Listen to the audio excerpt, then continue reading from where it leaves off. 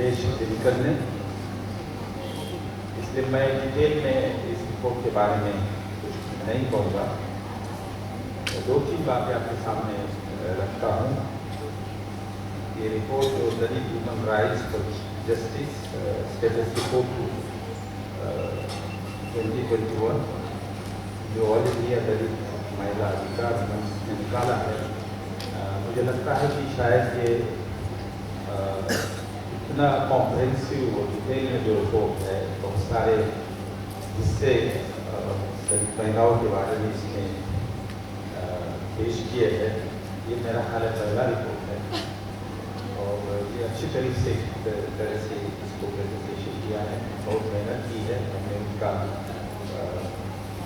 Congratulation करना चाहिए, उनके एफर्ट को अप्रिशिएट करना चाहिए। आपको याद है, मुझे बताने की ज़रूरत नहीं है कि दलित महिलाएं हैं या दलित विचार व्यक्त करने वाले लोग हैं, वो दलित महिलाओं की समस्या जो है वो और महिलाओं के साथ उसमें समानता भी है, लेकिन साथ साथ उसमें डिफरेंसेस भी है। इसके बड़ा जोर देने चाहिए कि इसका एक्सप्लॉयटेशन जो है तीन तरह का है।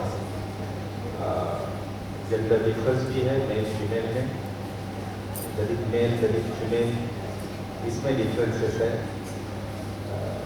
जेंडर के आधार पर उन्हीं समाज के जो मेल है उनसे भेदभाव होता है।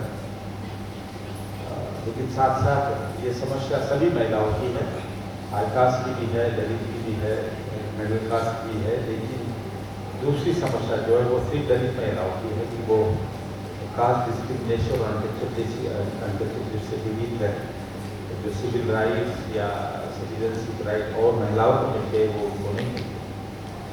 और इन दोनों का असर जो है gender discrimination and differences, caste differences तो कास्ट डिस्क्रिमिनेशन का असर जो होता है उनकी आर्थिक स्थिति पर होता है।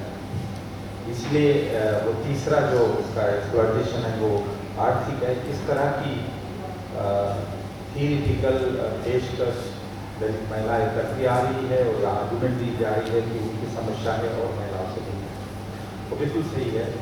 इस रिपोर्ट का सबसे इम्पोर्टेंट वैशिष्ट्य है वो यह है कि ये रिपोर्ट ये जो तीन स्थिति है दलित महिलाओं की, इसके बारे में स्टैटिस्टिक प्रेजेंट करती है और ये प्रूव करती है कि वाकई दलित महिलाओं की समस्या और महिलाओं से भिन्न है, समान भी है लेकिन भिन्न है और गंभीर है। और इस रिपोर्ट में ये तीनों बातें मेरा ख्याल है बड़ी मेहनत करके सबने निकाली है। यदि हम जेंडर डिस्क्रिमिनेशन ले तो मैं डिटेल में नहीं जाऊँगा, लेकिन सिर्फ आपको एक फ्रेम देने की कोशिश करूँगा कि जेंडर डिस्क्रिमिनेशन और जेंडर डिफरेंसेस इसके लिए है। दलित मेल जो है उनके जो इंडिकेटर लिए है उनके डेवलपमेंट पे, और साथ साथ दलित महिलाओं को लिया है और employment, unemployment rate, ownership of land, ownership of enterprise, education status, health status, ये सारी जो इंडिकेटर ह्यूमन डेवलपमेंट के, इस इंडिकेटर के जरिए हम तरक्की को देखते हैं। इसमें ये पाया है जो रिसेंट डेटा देखे कि दलित महिलाओं की स्थिति दलित आदमियों के कंपैरिजन में ठीक है। उनका अनएम्प्लॉयमेंट रेट ज़्यादा है दलित आदमियों के कंपैरिजन में। Ownership of land and enterprise, जो असेट होते हैं जिससे आपको इनकम मिलता है, वो कम है दलित आदमियों के कंपैरिजन में। एजुकेशन रेट प्राइमरी सेकेंडरी तक तो समान है दलित आदमियों और महिलाओं का, लेकिन जब हायर सेकेंडरी और हायर एजुकेशन में जाते हैं तो उनका रेट जो है, एजुकेशन अटेनमेंट रेट जो है वो दलित महिलाओं का दलित आदमियों के तुलना में काफी। और सारे जो दूसरे हेल्थ के इंडिकेटर्स है, मैं नहीं जाऊँगा, बड़ी अच्छी तरह से पेश किया है।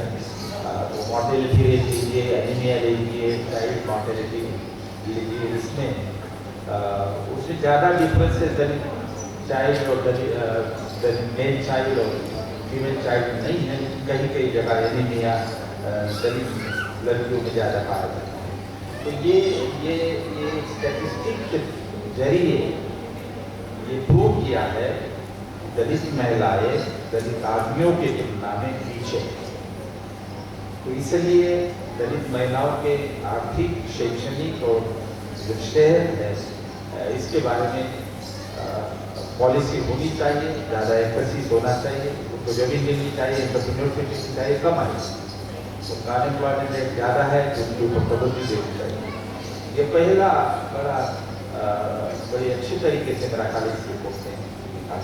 दूसरा मुद्दा यह है, वो यह है कि आर्थिक जेंडर से वजह से उनकी आर्थिक स्थिति और एजुकेशन हेल्थ कम है ही दलित आदमियों की तुलना में, लेकिन वो कास्ट डिस्क्रिमिनेशन से भी सफर होती है। यहाँ आदमी और महिलाओं का जो दलित आदमी और महिलाएं है उनकी स्थिति लगभग सरीकी है कि जाति के आधार पर, एलिजिबिलिटी के आधार पर जो नॉर्मल सिविल राइट उनको मिलने चाहिए, जो कॉन्स्टिट्यूशन ने उनको गारंटी की है, वो मिलते हैं। अभी भी कास्ट सिस्टम और अनटचेबिलिटी कायम है, बदली है लेकिन कायम है। 1955 का एक्ट है, 1989 का एट्रोसिटी एक्ट है, इनके यदि आंकड़े आप देखेंगे जो बड़ी अच्छे तरीके से प्रेजेंट किए हैं तो उसमें हम देखते हैं कि ये दलित आदमी और दलित महिलाएं दोनों भी इसका विक्टिम बनती हैं और बड़ी पूरे तरीके से, बड़ी नीचे तरीके से उनको एट्रोसिटी केस करनी होती है। सुप्रीम कोर्ट के जज ने जब उनको पूछा गया कि भाई अनटचेबिलिटी ऑफिस एक्ट है तो एट्रोसिटी एक्ट की जरूरत क्या है, तो उन्होंने कहा कि ये एट्रोसिटी एक्ट की जरूरत इसलिए है कि जिस तरह के घरों में जिन्होंने एट्रोसिटीज और वायलेंस दलित महिलाओं के बारे में होते हैं वो यूनिक है और इसलिए उसकी यूनिक एक्ट जरूरत है, अलग एक्ट की जरूरत है। तो इससे ये एक बात मुझे समझ लेनी चाहिए कि दलित महिलाओं की जो दलित आदमियों की जो डिस्क्रिमिनेशन होता है वो सिर्फ सामाजिक और धार्मिक ही नहीं है, सिविक कम्युनिटीज में भी उनको एक्सेस नहीं मिलता है जितना मिलना चाहिए, लेकिन आर्थिक भी है। एम्प्लॉयमेंट में डिस्क्रिमिनेशन है, फार्मर का डिस्क्रिमिनेशन होता है, एंटरप्रेन्योरशिप में धंधा जब करते हो तो डिस्क्रिमिनेशन होता है। गाँव में किराने की दुकान लगाइए, हाई कास्ट का आदमी आएगा नहीं आपकी चीज़ें परचेज करने के लिए। आपके लिए आपको गाय मिल गई या भैंस मिल गई गवर्नमेंट स्कीम के तहत तो आपका दूध कोई नहीं लेगा। मैंने सर्वे किया है हरियाणा में, तो वहाँ की वाल्मीकि महिला ने बता रही थी कि गाय तो आपने दे दी हमें आइडिया स्कीम में, लेकिन दूध हमारा जो है गाँव के कोई नहीं था के सिवा। और यदि जो कोऑपरेटिव सोसाइटी जो हाई कास्ट से डोमिनेटेड है वो विरोध करती है कि वाल्मीकि समाज से आपको मीट नहीं लेना चाहिए। तो ये आर्थिक भेदभाव जो डिस्क्रिमिनेशन है जिससे गरीबी बढ़ जाती है, ये जाति के आधार पर जो है वो हमें देखने को मिलता है, जो उच्च जाति की महिलाएं को फेस नहीं करने पाती। जिससे डिस्टिंग्विशन यूनिक प्रॉब्लम ऑफ ओनली दलितों का।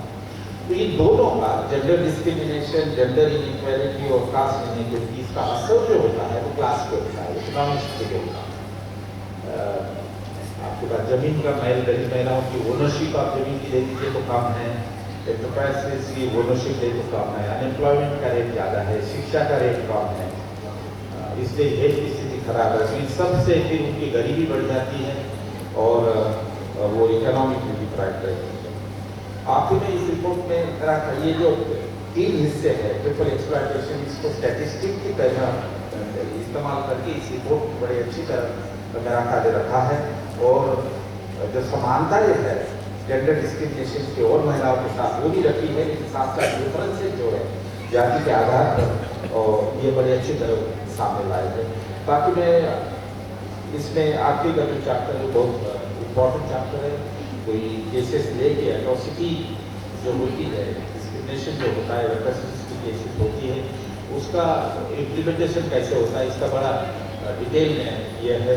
इसमें मैं ज़्यादा जानना नहीं चाहूँगा, बड़े अच्छे तरीके से इसको एक्सप्लेन किया है। लेकिन 2 बातें हैं कि कन्विक्शन रेट बहुत कम है और इंडिया में 30% है, बहुत सारा एक्टिकल रेट बहुत ज़्यादा है।